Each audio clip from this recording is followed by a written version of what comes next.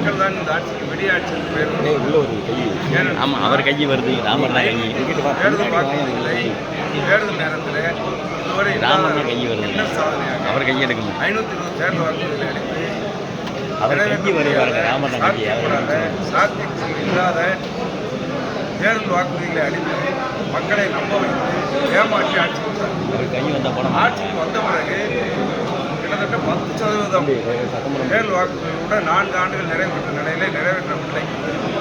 இதை மறைப்பதற்காக இந்த ஆட்சியாளர்கள் வெறும் வெற்று விளம்பரங்களால் இந்த ஆட்சி நடத்தி கொண்டிருக்கிறது. ஊடகத்துறை மூலமாக பத்திரிகைகள் வாயிலாக வெறும் விளம்பரங்களை மட்டும் வைத்து மக்களுக்கு ஏமாற்றி மக்கள் சொன்ன திட்டங்களை எல்லாம் நிறைவேற்றாதவர்கள் மட்டுமல்லாமல் 4 ஆண்டுகளில் தமிழகத்தில் பேசக்கூடிய அளவுக்கு ஒரு பெரிய திட்டம் இதை நிறைவேற்றவில்லை. நிறைவு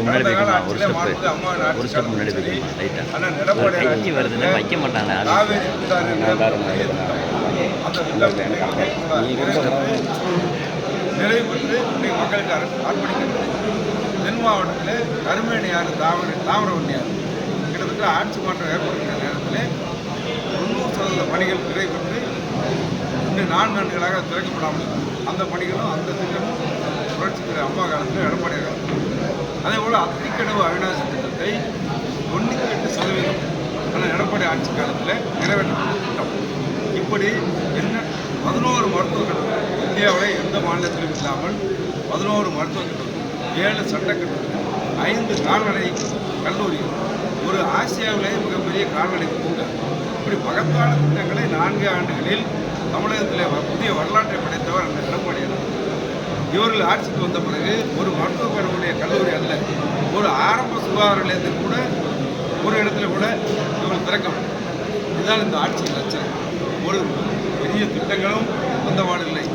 ஆட்சிக்கு அதிகாரத்திற்கு இன்றைக்கு வருமானம் ஜிஎஸ்டி மூலமாக அதிகமான கலால் போன்ற பல்வேறு இனங்களின் மூலமாக அதிகமான வருமானம் வருகின்றது. ஆனால் அதிகமான கடனை பெற்றுகின்ற ஆட்சியாக இன்றைக்கு கிட்டத்தட்ட 5.5 லட்சம் கோடி ஆட்சி நிறைவேற்ற நேரத்தில் 6 லட்சம் கோடி கடனாளிகளாக தமிழகத்தை ஆக்கிவிட்டு சொல்வாங்க.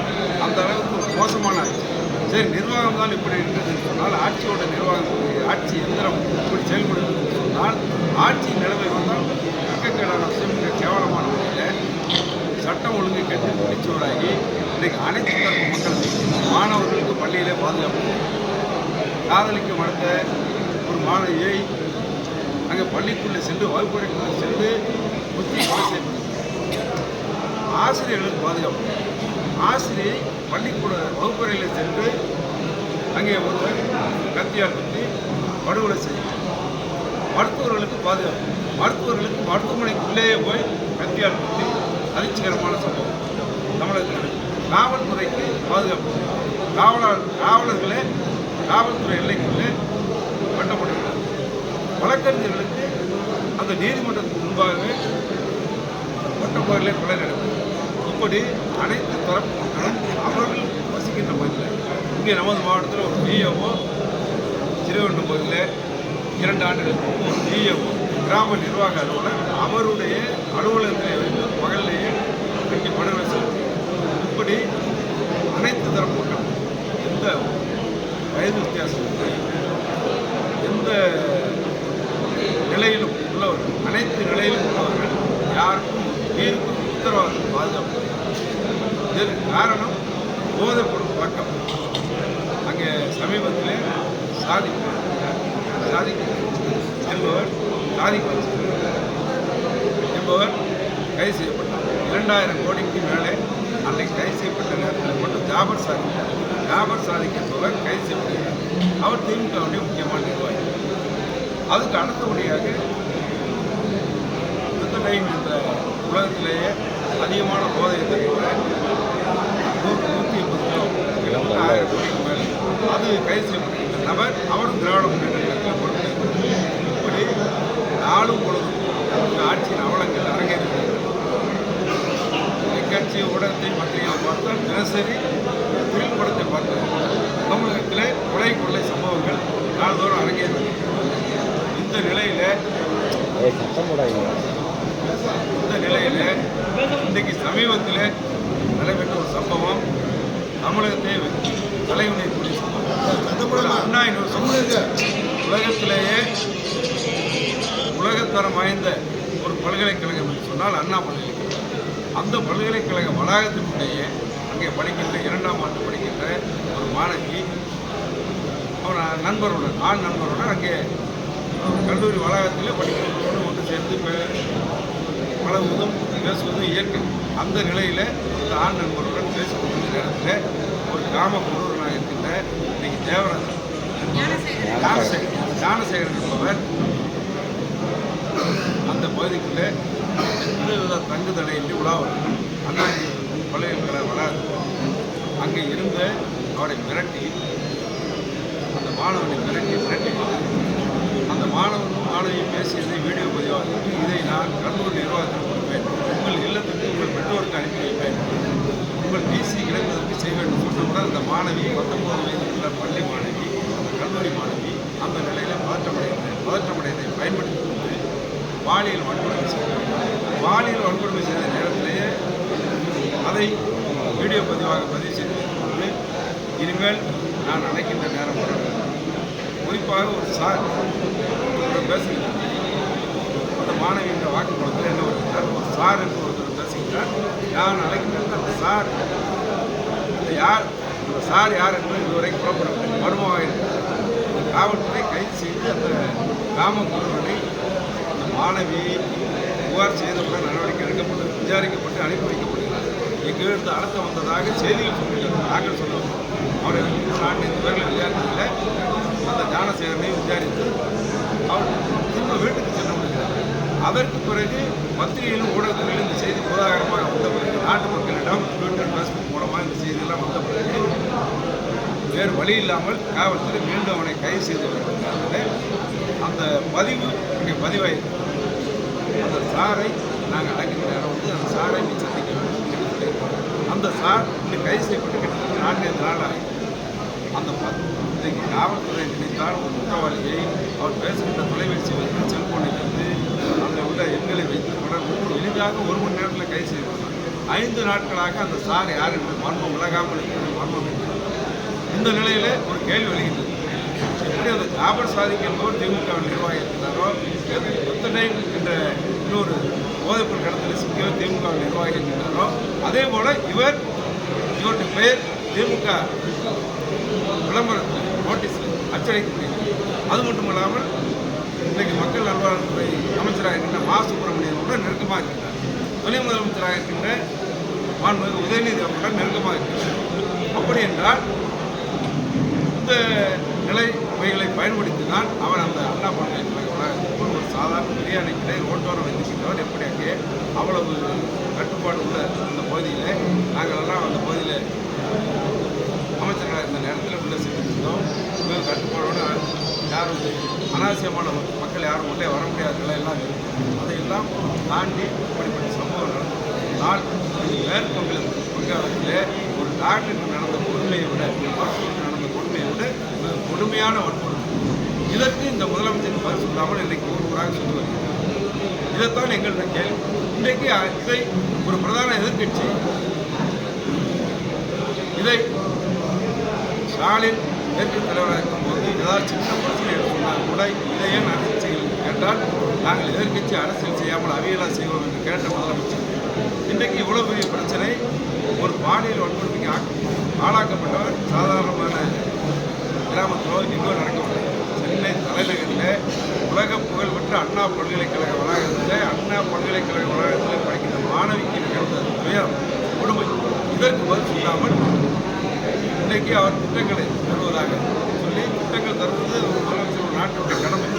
ஆனால் இந்த நேரத்தில் அதில் கவனம் செலுத்தாமல் அதை மறக்கடிக்க செய்ய வேண்டும் என்று சொல்லி இதை நாங்கள் மக்கள் மன்றத்தில் எடுத்துரைப்போம் என்பதற்காக எங்களுடைய ஆர்ப்பாட்டத்துக்கு தடை விதித்து பேசுவதற்கு அனுமதி. இது ஜனநாயக நாடா இல்லை ஹிட்லர் முசோலினை போல ஸ்டாலின் ஒரு சர்வாதிகாரி? எங்களுடைய கேள்வி. ஹிட்லர் முசோலினை அடுத்து ஸ்டாலின் ஒரு சர்வாதிகாரியாக செயல்படுகிறார். எப்படி மக்களுடைய ஜனநாயக நாட்டில் மக்கள் குரல்களை எப்படி நெருக்க முடியும்? நிச்சயமாக இந்த பிரச்சனை பூதாகரமாக வெடிக்கும். யார் அந்த சார் என்ற கேள்விக்கு பதில் வருகின்ற நேரத்தில் தமிழக அரசியலில் மட்டுமல்ல இந்த ஆட்சியை ஆட்டக்காலின் நிலை நிச்சயமாக உருவாகும். அதற்காகத்தான் இந்த அரசு மூடி மறைக்க ஹைகோர்ட் இன்றைக்கு உயர்நீதிமன்றம் கடுமையான கண்டனத்தை தெரிவித்தது. அண்ணா பல்கலைக்கழக வளாகத்தில் போதிய பாதுகாப்பு இல்லை. கேமராக்கள் அங்கே உள்ளதில் பாதிக்கு மேல் 20க்கும் மேற்பட்ட சிசிடிவி கேமரா அங்கே வேலை செய்யவில்லை. அது மட்டும் இல்லாமல் இந்த எஃப்ஐஆர் பதிவுபடுகின்ற நேரத்தில் ஒரு பெண்ணுக்கு ஒரு கொடுமை நடந்தால், வெளியே சொல்ல முடியாத குற்றங்கள் நடந்தால் வழக்கு மட்டும்தான் பதிவு செய்யப்படும். அந்த வழக்கு கொடுப்பவருடைய விவரங்கள் வெளியிடப்படாது. இதுதான் காலங்காலமாக நடைமுறையில் உள்ள நடைமுறை. ஆனால் இந்த அரசு அதை கூட வெட்கக்கேடான விஷயம், அந்த எஃப்ஐஆர் கசியோடு அந்த மாணவிக்கு ஒரு தர்ம சங்கடமான நிலையை ஏற்படுத்தியதை இன்றைக்கு உயர்நீதிமன்றம் வன்மையாக கண்டித்ததோடு மட்டும் இல்லாமல் இப்படி பத்திரிகையாளர் சந்திப்பில் இந்த பிரச்சனை பற்றி பேசிய மாநகர காவல் ஆணையருக்கும் சென்னை உயர்நீதிமன்றம் கண்டனம் தெரிவித்து உடனடியாக 25 லட்சம் ரூபாய் நஷ்டஈடு அந்த மாணவிக்கு வழங்க வேண்டும், இடைக்கால நிவாரணமாக வழங்க வேண்டும் என்று உயர்நீதிமன்றம் இது நஷ்டஈடாக நாங்கள் பார்க்கவில்லை, இந்த ஆட்சியாளர்களுக்கு விதிக்கப்பட்ட அபராதமாக நாங்கள் பார்க்கிறோம். ஏன்னு சொன்னால் அங்கே பாதுகாப்பு குறைபாடு, எஃப்ஐஆர் செய்திகள் வெளியே வருகின்றது. அந்த குற்றவாளி கண்டுபிடிக்கப்பட்டு 5 நாட்களுக்கு பிறகும் அவர் பேசிய நபர் சார் என்பது ஒரு நபரை கண்டுபிடிப்பதற்கு கையாளாகாத காவல்துறை அங்கே தமிழகத்தில் இருக்கிறது, திறமையான காவல்துறை. ஆனால் காவல்துறைக்கு அழுத்தம், அந்த அதன் பின்னணி தான் இன்றைக்கு மர்மமாக இருக்கிறது. இந்த கேள்விக்கு நாங்கள் பதில் கேட்டு இன்றைக்கு எடப்பாடியார் 2 தினங்கள் முன்பு பத்திரிகையாளர் சந்திப்பில் இந்த கேள்விகளெல்லாம் முன்வைத்தார்.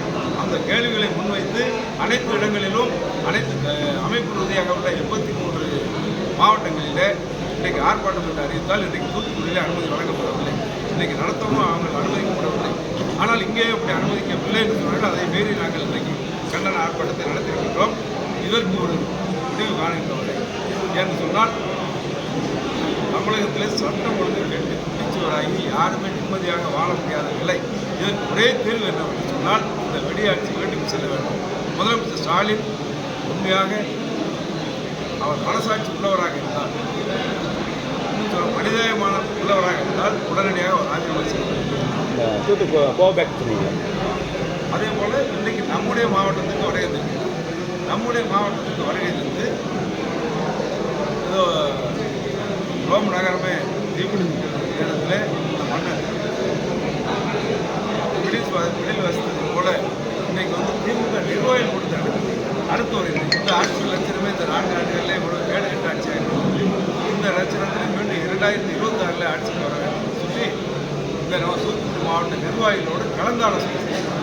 இது எதை காட்டுகிறது சொன்னால், நான் முதல்ல சொன்னது போல ரோம் நகரமே தீப்பிடித்து இருக்கின்ற நேரத்தில் அந்த மன்னர் மிடில் வசதி போல இன்றைக்கு நேரோ மன்னர் மிடில் வசதி போல இன்றைக்கு ஸ்டாலின் திமுக நிர்வாகிகள் செயல்பட்டு நடத்துகின்ற நேரமாக இதுதான் எங்களுடைய கேள்வி. அவர் இவ்வளவு பிரச்சனைகளுக்கு நடுவே திமுக செலவில் கொடுத்த நடத்தலாம். ஆனால் நாட்டிலே ஒரு நடந்த ஒரு வெட்கக்கேடான, இனிமேல் நடக்கக்கூடாத, கண்டிக்கத்தக்க ஒரு சம்பவத்தை பிரதான எதிர்க்கட்சியாக இருக்கின்ற நாங்கள் மக்கள் மன்றத்துக்கு எடுத்து சொல்வதற்கு தடை இருக்கின்றார். இது எப்படிப்பட்ட முதலமைச்சர் என்பதை இதிலிருந்து நீங்கள் பார்க்கணும். ஆர்ப்பாட்டத்தில் பழுவனுட்டிங்க. அதனால தான் இன்றைக்கு முன்பு பிரதமராக இருந்த மோடி அவர் வந்த நேரத்தில் இவர்கள் எதிர்கட்சியாக இருந்த நேரத்தில் கோபேக் மோடி என்று சொன்னார். அதே மோடி தான் மீண்டும் முதலமைச்சர், அதே கொள்கை தான், அதே கொள்கை வேறுபடுகிறது. ஆனால் இவர்கள் ஆட்சி பொறுப்பு வந்தவுடன் வெண்சாமரம் வீசினார். 23ஆம் குடியரசில் வடிவேலு வெள்ளைக்கொடி காட்டியது போல இவர்கள் வெள்ளைக்கொடி பிடித்து அதே மோடியை வரவேற்றார். ஆனால் இவர்கள் செய்ததை இவர்கள் அந்த எதிர்கட்சியாக கோபேக் மோடி போல இவ்வளவு பிரச்சனைகளை வைத்துவிட்டு அந்த பிரச்சனைக்கு தீர்வு காணாமல் இங்கே அரசியல் பணி செய்து இந்த மாவட்டத்திலே அரசியல் நிர்வாகிகள் கூட்டத்தை நடத்தி சுயநல அரசியல் நடத்துகின்ற மு.க. ஸ்டாலின் இந்த மாவட்டத்திற்கு வந்ததை கண்டித்து இன்றைக்கு கோபேக் ஸ்டாலின் சார் யார் என்பதை இன்றைக்கு கருப்பு பலவர்கள் பறக்க வைக்கின்றோம். இதுதான் இன்றைக்கு ஆர்ப்பாட்டத்தின் போல எங்களுடைய செய்தியாக நாங்கள் மக்களுக்கு சொல்கிறோம். நிச்சயமாக மக்கள் மன்றத்தில் பேச விடாமல் செய்கிறவர்கள் சட்டமன்றத்திலே இவர்கள் பேச விட மாட்டார்கள். அதையும் மீறி வருகின்ற 6ஆம் தேதி சட்டமன்றம் கூடுகின்ற இடத்தில் எங்களுடைய எதிர்க்கட்சி தலைவர் நாளை முதலமைச்சர் அண்ணன் எடப்பாடியார் தலைமையில் இந்த பிரச்சனைக்கு இந்த அரசு பதில் சொல்லி தீர வேண்டும் என்ற நிலையை நாங்கள் சட்டமன்றத்தில் உருவாக்குகிறோம்.